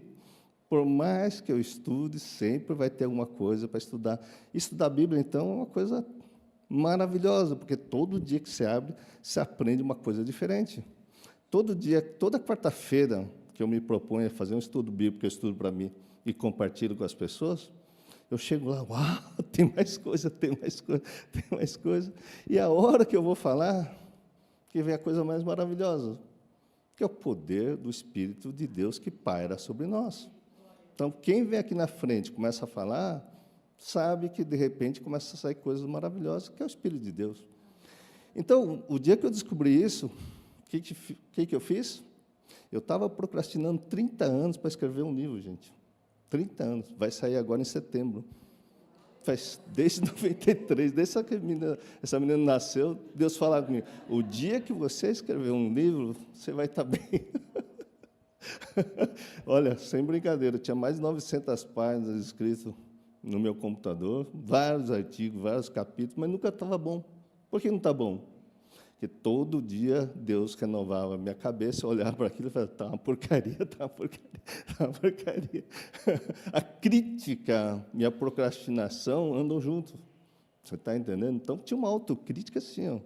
Eu era o carrasco de mim mesmo, por causa dessa mente que a gente começa a andar no meio de pessoas e a gente aprende, neste mundo, a criticar e ser criticado, a julgar e ser julgado.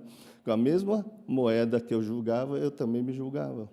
Então, como é que eu vou subir aqui se eu estou julgando o outro lá? Entende, não? Então, eu tive que aprender a tirar essa visão de julgamento, tirar e descobrir que quem faz a obra é o Espírito de Deus na minha vida.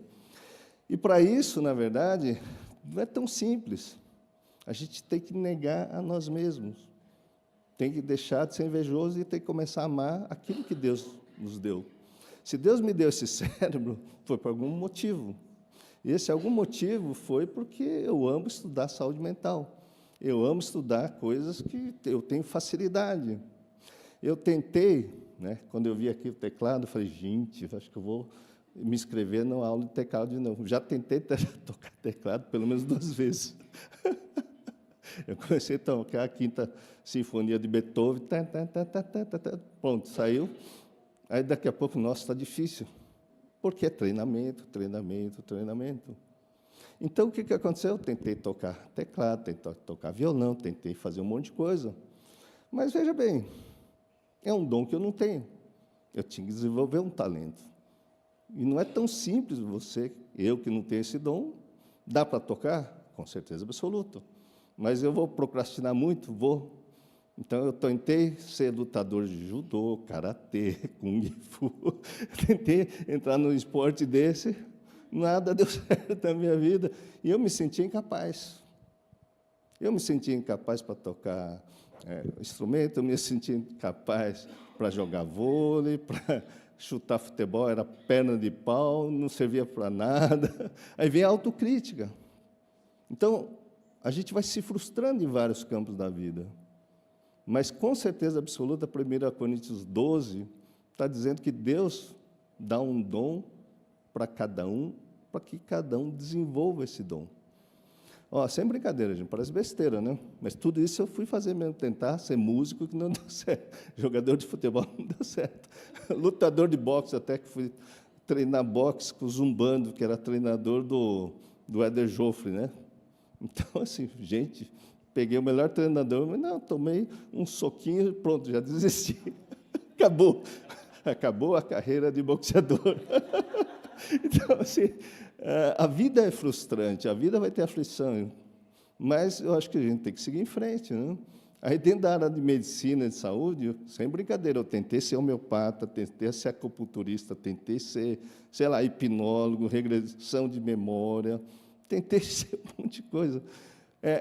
Deu certo? Deu certo, mas também era frustrante. Ó, sem brincadeira, eu fui desenvolver a psicanálise, e a psicanálise se tornou frustrante. Fui estudar pós-graduação em psiquiatria, fiz 2 pós em psiquiatria.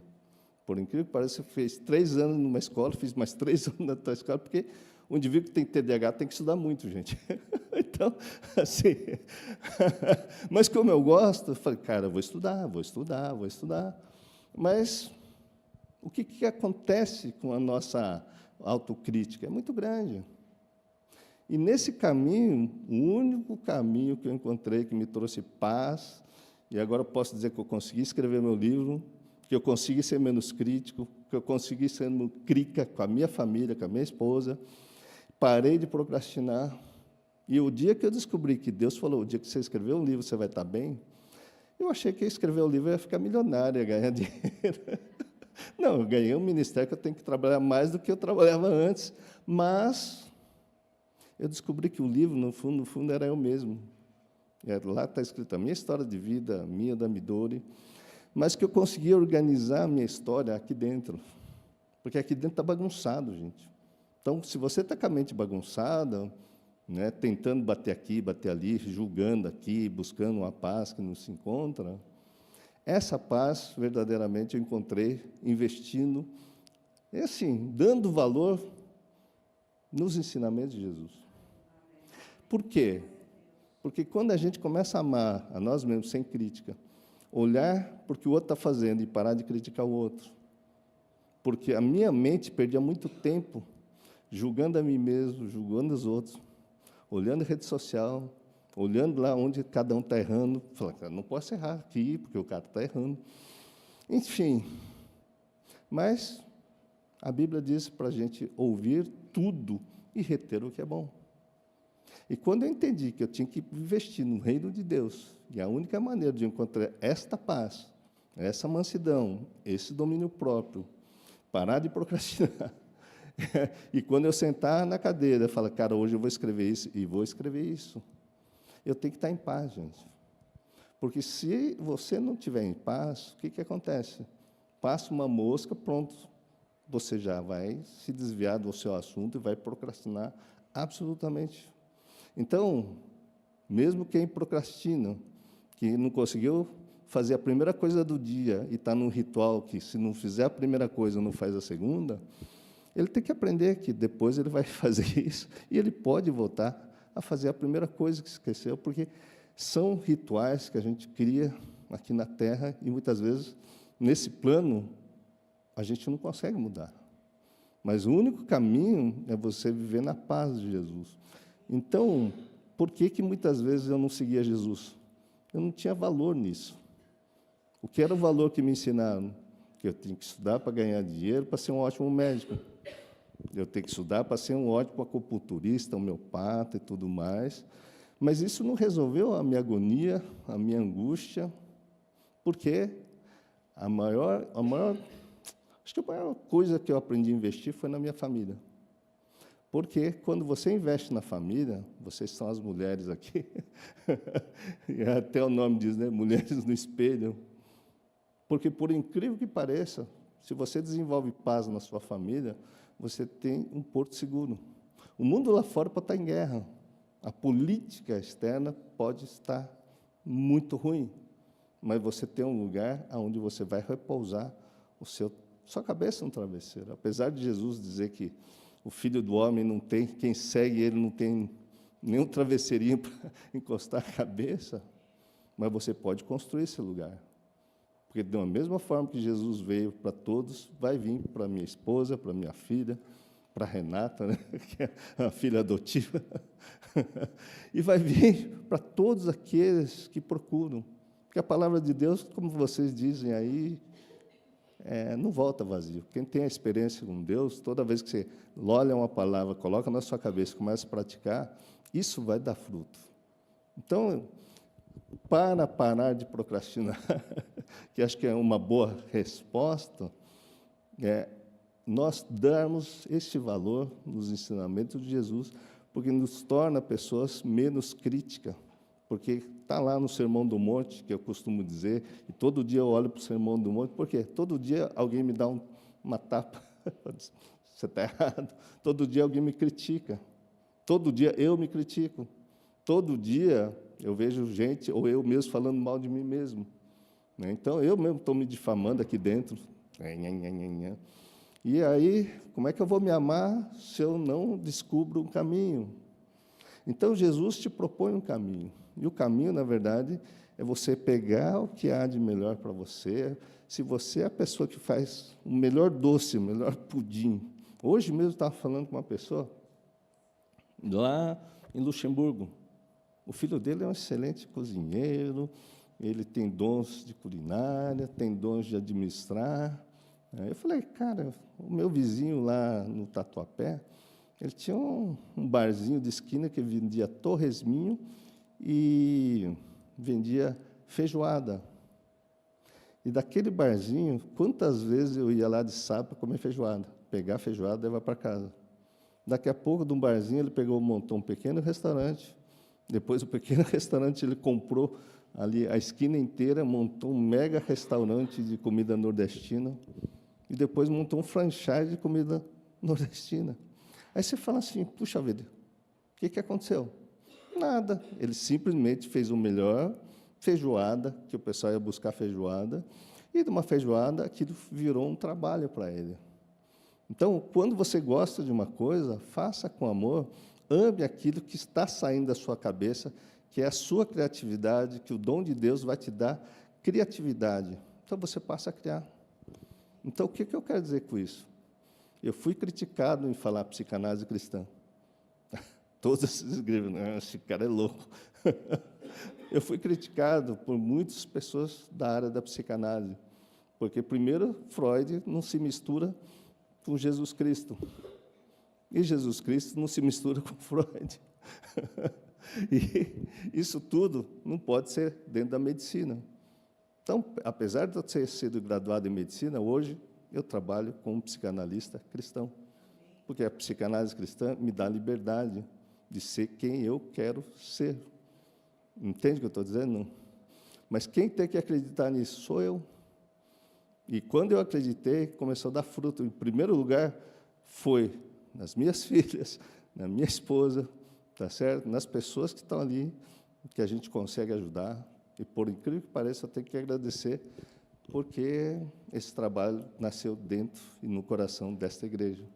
Então, para mim, hoje eu estava vindo para cá e falei, gente, que legal, estou voltando exatamente onde isso começou, que eu comecei atendendo um monte de gente dentro dessa igreja.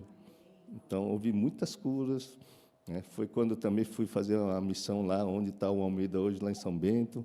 Então, uma grande alegria estar aqui novamente com vocês, né? E é claro, gente, o caminho é Jesus Cristo, não tem outro, para que você pare de procrastinar, para que você consiga fazer o seu projeto de vida, que é investir no reino de Deus, que é investir em paz, gente. Creia que investir em Jesus Cristo, quem crê em Jesus Cristo tem que praticar aquilo que ele nos ensina no Sermão do Monte. Eu comecei a olhar para o Sermão do Monte, gente, sem brincadeira, foi em 2021. Olhava, mas uma coisa é olhar, né? Fala, gente, está falando aqui para não me incomodar, se alguém bater na minha cara, se alguém me criticar, eu tenho que continuar amando as pessoas. Uma coisa é eu ler, outra coisa é eu botar essa lei no meu coração. Uma coisa é falar assim, ame o seu inimigo. E outra coisa é eu continuar criticando o meu inimigo e perder tempo criticando quem me critica. Entenda que o tempo é a única coisa que você pode gerenciar e parar de procrastinar. Então, quando você fala em procrastinação, e se você não olhar para o Sermão do Monte, se alguém bater numa cara e te rejeitar, eu já fui assim. Falaram mal de mim, me rejeitaram, ficava uma semana inteira. Nossa, fulano me rejeitou. Nossa, fulano não gosta de mim. Nossa, não sei o que, não sei o quê. É verdade, gente. E não faz muito tempo, não. É o pessoal que, deixa disso, para com isso. Para disso aqui. A Renata já estava com a gente. Doutor, para de chorar, para de chorar. E eu ficava grudado, que nem chiclete. É verdade, Jesus te pede para nós, né, se alguém não quer te ouvir, sacode a poeira, dê meia volta, siga o seu caminho. Só que o nosso cérebro não sabe fazer isso. Então, Mateus 11:12 está lá dizendo, o reino de Deus é conquistado à força. E que força é essa? É aquilo que a Midori falou, e talvez vocês passaram batido. A força da função mental, da vontade. A vontade é sua opção. Então, a vontade de seguir Jesus tem que ser mais forte que o impulso da carne. Qual é o impulso da carne? Eu acordei cansadinho, vou ficar dormindo. Não dá para ficar dormindo. Hoje choveu, não vou para a igreja. Não dá para você não fazer o que você tem que fazer. Hoje choveu, hoje está frio, não vou para a academia. Senão você vai morrer mais cedo se não fizer atividade física. Tudo requer a sua vontade, tudo requer a sua escolha. Por isso, o reino de Deus e o fruto do Espírito na sua vida requer a sua participação, da sua razão. Você vai ouvir isso hoje, vai pegar assim, eu vou ter vontade para fazer coisa. Mesmo que o mundo esteja remando contra, eu vou seguir, porque isso é uma verdade. Porque se você fizer com amor, e contra o amor, que é o fruto do Espírito, não existe lei. Agora, se você for fazer na força do ódio, pode ter certeza que você está errado. É verdade, gente. Quando vem de Deus, A coisa que você começa a fazer começa a te dar prazer, começa a te dar alegria, começa a te dar mansidão, começa a te dar paz. Se você é fiel naquilo, aquilo vira fruto do Espírito na sua vida. Então, você tem que sair daqui hoje, fala, cara, eu vou pegar isso aqui e vou usar a minha vontade para conquistar o reino de Deus, a força, realmente. Vai lá, Mateus 11:12 está lá. Conquiste a força, o reino de Deus que está aqui dentro.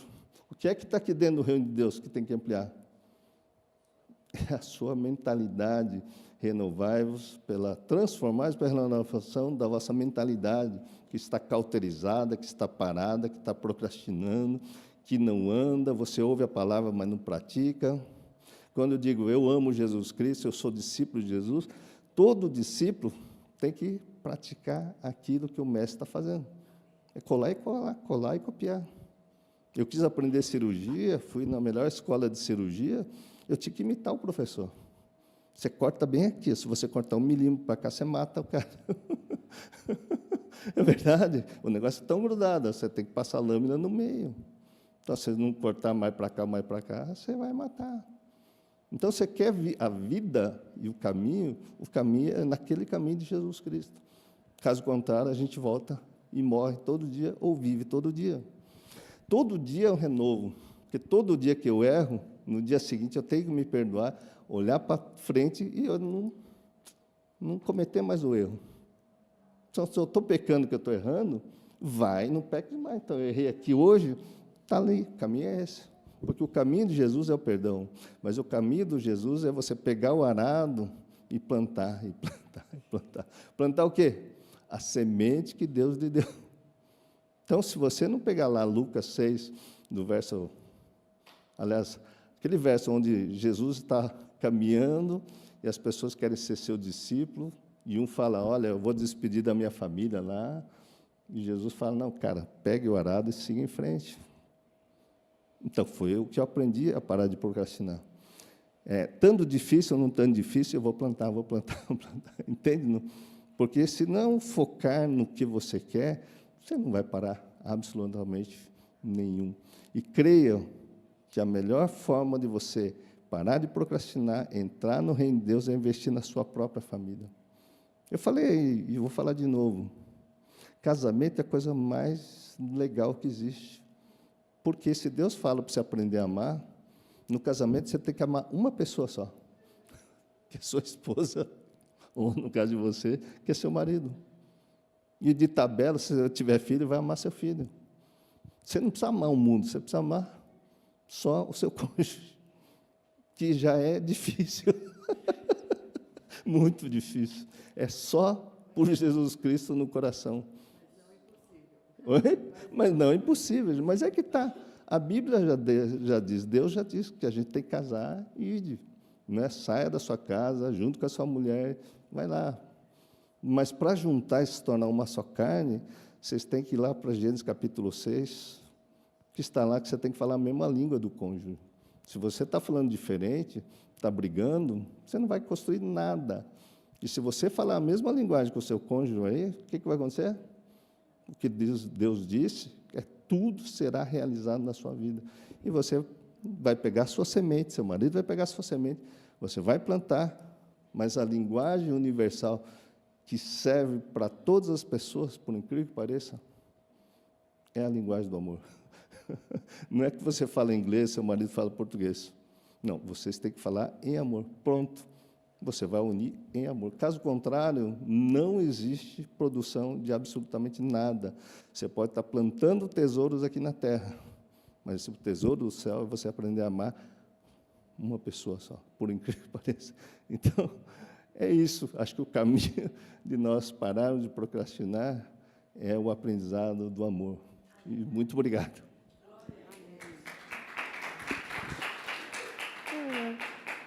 Nem sei, né? Deixa eu segurar assim, peraí. Não, é só que eu fiquei meio angustiada, assim, porque ele fala de tem que plantar a semente que Deus te deu, e aí a grande pergunta é, eu não sei qual que é a minha semente. Que semente que eu estou plantando? Onde que eu estou plantando? Não tem, né? Enfim, eu sou muito literal, e também é difícil fazer as coisas que você sabe que tem que fazer, né? Aí, vem para cá? Ah. E aí eu acho que tipo uma coisa muito simples que eu costumo fazer, porque estou de TPM, e aí eu estou assim, não fala comigo hoje, mas eu vim com toda alegria, né? E aí eu estou estudando, minha vida está meio atropelada, assim, de um monte de coisa fazendo. E aí a minha mãe perguntou, você voltou a treinar atividade física? Que melhora, né? O humor, ajuda. Eu não voltei. Aí eu fiquei, não voltei. Mas isso é muito prático, né? Como que você vai fazer isso no seu dia a dia? Porque Jesus disse que quem beber da água dele não vai ter mais sede. E transbordarão rios de água viva. E o que é isso, né? Em Tessalonicenses fala, tudo dai graças, né? Alegrem-se, orem, tudo sem parar. E eu acho que essa que é a semente, assim, uma coisa mais prática. Então, eu vim aqui muito alegre, tá? Eu sei que emocionalmente eu estou cansada por causa da semana de trabalho, de estudo, de rotina, de coisas que eu sei que eu tenho que fazer e que eu queria procrastinar. Algumas eu estou, outras não. Mas aos trancos e barrancos a gente vai indo, né? E a semente que Deus deu é essa de alegria. Sabe? De alegria. Porque tem alegria aí no seu coração. Pode ser que não está aparecendo muito agora, mas tem alegria. Porque é essa alegria que as pessoas veem. Eu falo, eu quero ser feliz que nem você. E não importa, você está lá no meio do lixão feliz. Pronto, eu estou aqui feliz porque eu tenho Deus e Ele me basta, né? E tudo que você for fazendo, vai fazer com amor, como para o Senhor. Não para ninguém, não para o seu marido, não para o seu filho. Você vai fazer porque Deus mandou fazer, Deus mandou cuidar do seu corpo, que é templo do Espírito Santo, Deus mandou fazer um monte de coisa que, infelizmente, a gente não quer fazer, está frio, está chovendo, não vou treinar, não vou comer, hoje eu vou comer um lanche. Aí eu comi um lanche hoje, mas e tudo bem, a gente tem uma oportunidade amanhã de melhorar, né? E, mais uma vez, transbordar essa alegria. Né? Eu faço questão, a gente conversa lá, né? Vamos dar palestra na igreja, sábado. Sábado é o dia do Senhor, né? E o melhor lugar para estar é na casa dele. Então, faço questão de estar aqui hoje com vocês, como eu falei para a pastora, né? Se tiver uma pessoa aqui que possa ouvir isso, que possa entender que ela é alegre, e ela pode ser alegre, ela merece ser feliz, independente de qualquer outra coisa que está acontecendo, cara, já valeu a pena. Já valeu a pena. Então, você vai e seja feliz. É só isso que Deus mandou. Seja feliz, transborde alegria, porque essa é a água viva que as pessoas precisam. Todo mundo está com sede, né? Então, levem essa água também para dentro da casa de vocês, e para os amigos, e no trabalho. E aí as coisas vão acontecendo no seu ritmo. É isso. Amém. Muito obrigada. É uma maravilha estarmos com essa família reunida e tem mais 3 filhas, né? Tem. Mais 3, olha só, hein? Deus é bom demais. Então, agora eu vou convidá-la novamente aqui, doutora Midori, que nós temos um agrado do coração da igreja, vou chamar a irmã Renata. Tem que estar toda equipada, né? Porque está sendo transmitido. Nós agradecemos muito, muito, muito mesmo, querida. Uau! Depois dessa palestra maravilhosa, eu fico até sem palavras.